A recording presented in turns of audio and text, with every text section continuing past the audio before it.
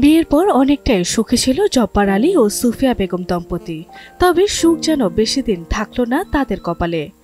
বিয়ের কিছুদিন পরে প্রতিবন্ধী হয়ে জন্ম নেয় প্রথম সন্তান লতিফা আক্তার।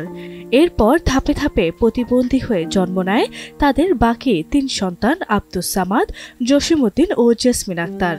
এ যেন সুখের সংসারে এক অভাবের ভার। বলছি ঠাকুরগাঁও বালিয়াডাঙ্গি উপজেলার বাসিন্দা জব্বার আলীর কথা। তিনি পেশায় একজন সাইকেল মেকার। স্থানীয় একটি বাজারে সাইকেল মেরামতের কাজ করেন জব্বার আলী, যা থেকে প্রতিদিন আয় হয় ৩০০ থেকে ৪০০ টাকা।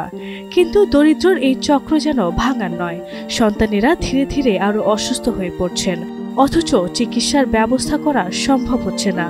তবুও মা বাবার চোখে স্বপ্ন বুনে চলে, যদি কেউ পাশে দাঁড়ায়, যদি একদিন তাদের সন্তানেরা সুস্থ জীবনের আলো দেখে। এই ঈদে জামা জুতো অ্যাকসেসরিজের ডিসকাউন্ট।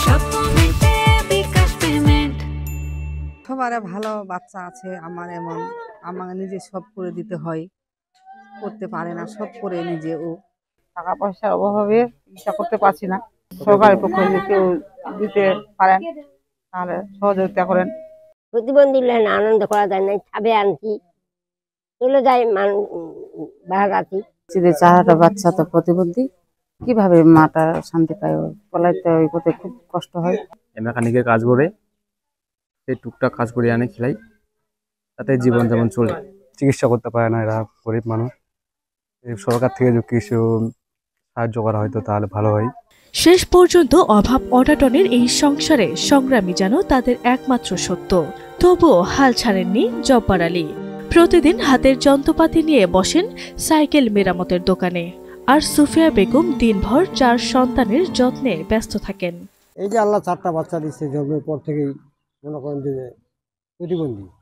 আর একটা জিনিস হলে তাও মানে লাগলে কথা বলতে পারে না, প্লাস মাথার ব্রেনটাও ঠিক আছে, 2টা সাইড কিন্তু অক্ষম।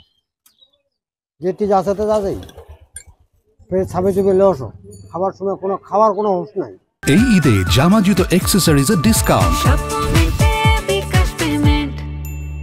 আমি এখান থেকেই যা পাই খায় দায়, এদের পিছনেই সব শেষ।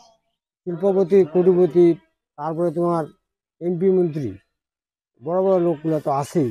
এদের কাছে অর্থের জন্য 2বার আমি চাহিদা করছিলাম, কিন্তু কেউ 10 টাকা আমার দিয়ে সাহায্য করলো।